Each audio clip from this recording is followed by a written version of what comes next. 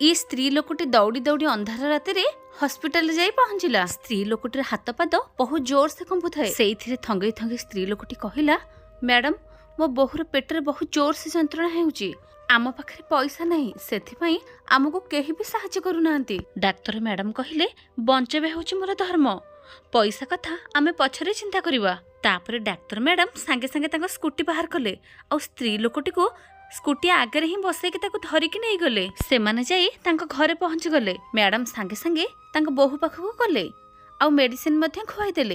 किछि समय पर गोटे पुओटीए जन्म हैला। पुओ को नेकी सांगे सांगे मैडम घर बाहर को आसिले। देखिले चारियाडे केही भी कुआडे नाहंती।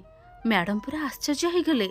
मैडम घर भीतर को आसी कहिले, तम सासु कुआडे गले, सी तो एठी नाहंती। प्रेग्नेंट स्त्री लोकटी कहिला, मोर ए दुनिया रे केही भी नाहंती, मु पूरा एकुटिया। एक कथा सुनी डाक्टर मैडम पूरा आश्चर्य हो गले।